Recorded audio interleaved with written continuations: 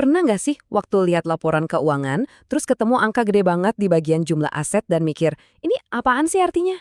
Tenang, hari ini kita bakal bedah bareng-bareng pakai cara yang gampang banget. Nih lihat angkanya, lebih dari 72 triliun rupiah. Gila kan? Ini tuh nilai total semua yang dimiliki PT Meta FC Tbk di akhir tahun 2025. Angka yang super duper gede ya. Angka segede itu kelihatannya emang bikin pusing, tapi santai aja. Kita akan pakai cerita sederhana buat ngebongkar artinya. Yuk kita mulai. Oke, coba kita bayangin ada seorang ahli bangunan, ya sebut aja master builder, yang punya perusahaan konstruksi sendiri. Mirip-mirip lah sama PT Meta FC. Anggap aja dia punya 2 kotak perkakas yang beda fungsi. Satu buat kerjaan harian, satu lagi buat proyek jangka panjang. Di kotak pertama, isinya tuh perlengkapan sehari-hari. Isinya apa aja? Ya, ada uang tunai buat bayar ini itu, material kayak kayu sama paku, terus juga tagihan-tagihan ke klien yang bentar lagi cair. Pokoknya, semua yang bakal jadi duit lagi dalam setahun. Nah, kotak kedua ini beda. Isinya mesin-mesin kelas berat. Alat-alat penting yang dia pakai bertahun-tahun buat ngasilin duit. Kayak mesin aduk semen, derek, bahkan gedung bengkelnya sendiri. Ini aset yang gak bakal dia jual cepat-cepat. Oke, analoginya udah dapat kan? Sekarang, kita coba terapin pemahaman ini ke laporan keuangan PT Meta FC yang beneran.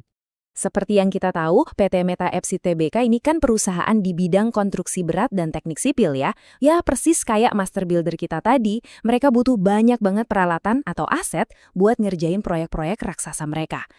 Masih inget kan sama perlengkapan jangka pendek si ahli bangunan tadi? Nah, di dunia perusahaan, itu namanya aset lancar. Coba deh lihat di laporan keuangannya. Ini dia bagian yang nyatet semua aset jangka pendek itu. Dan buat PT Meta FC, nilainya, wow! Kotak perkakas jangka pendek mereka itu isinya lebih dari 60 triliun rupiah. Gede banget! Terus gimana sama peralatan jangka panjang kayak mesin derek dan bengkel tadi? Nah, itu di laporan keuangan disebutnya aset tidak lancar. Ini benar-benar jadi fondasi bisnis mereka. Nilainya juga nggak main-main. Semua mesin berat dan peralatan jangka panjang yang jadi tulang punggung operasional perusahaan ini, totalnya hampir 12 triliun rupiah.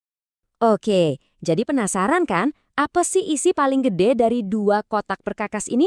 Yuk, kita intip lebih dalam lagi.